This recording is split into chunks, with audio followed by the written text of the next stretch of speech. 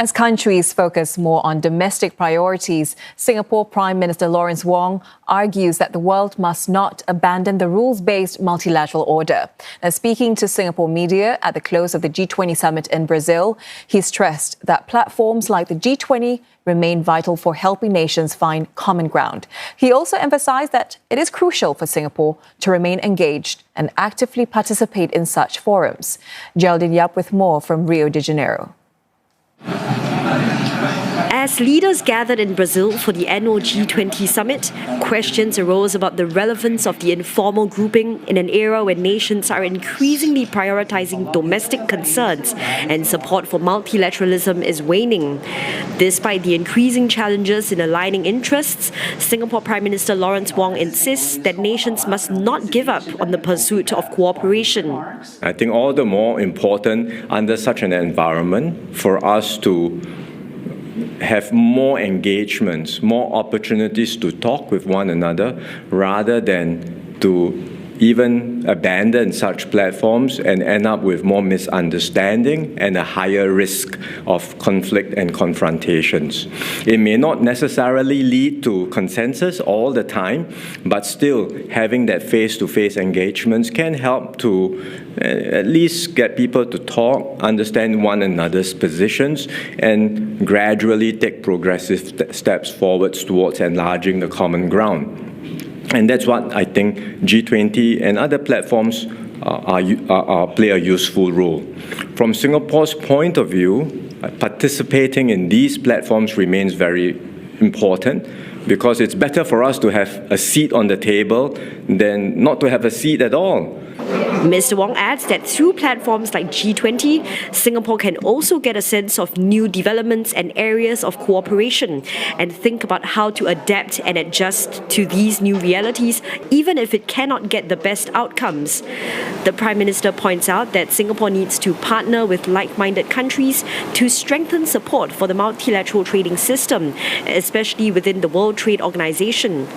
At the same time, he highlights the need to think about how the WTO can be reformed and updated to better tackle the challenges of today's global trade environment. He acknowledges, however, that the world is entering what he terms an era of re-globalization, where trade flows are becoming more concentrated within specific regions, making groupings like ASEAN more important than ever. We have to strengthen our own neighborhood. That's why ASEAN becomes important.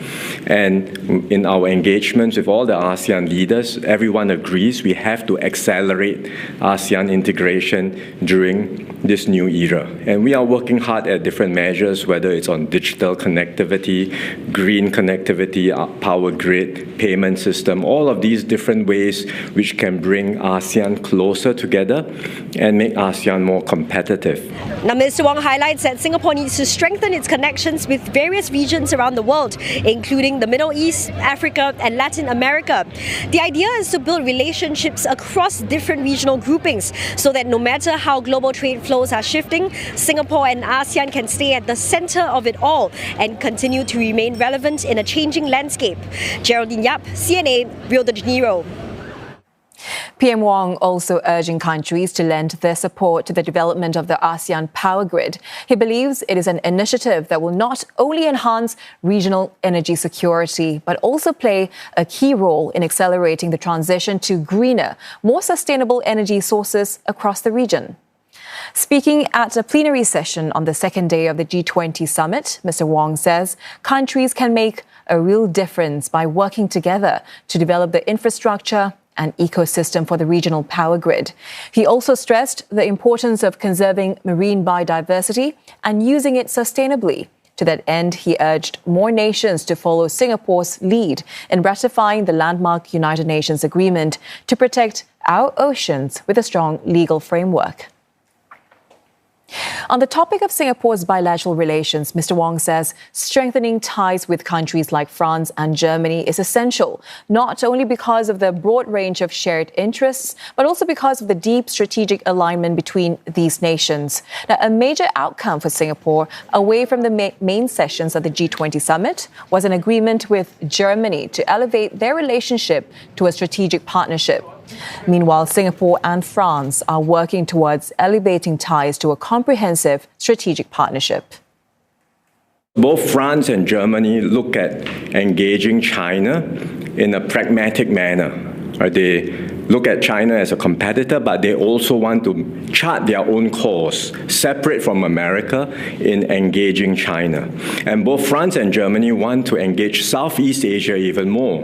And that's useful for us, and in fact important for us, because we want Southeast Asia and ASEAN to be an open and inclusive region, which can engage all the major parties and powers where we are not dominated by any single party.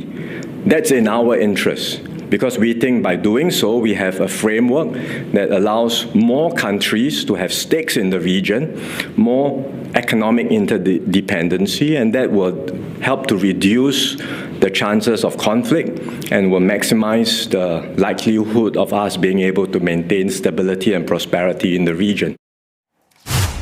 Mr. Wong met with Egyptian President Abdel Fattah al-Sisi on the sidelines of the G20 summit. He thanked the Egyptian president for facilitating Singapore's aid to the people of Gaza and said the country will continue working with Egypt to support humanitarian efforts there. Mr. Wong also met Vietnamese Prime Minister Pham Minh Chinh. The two leaders affirmed the strong bilateral ties and the elevation of the relationship to a comprehensive strategic partnership next year. Mr. Wong said he looks forward to visiting Vietnam next year. In a separate meeting, the Prime Minister also joined Indian Prime Minister Narendra Modi at the launch of a pivotal declaration on digital public infrastructure, AI and data governance. Singapore is actively involved in this initiative, which aims to promote secure, inclusive digital systems that enhance services, drive growth and govern emerging technologies.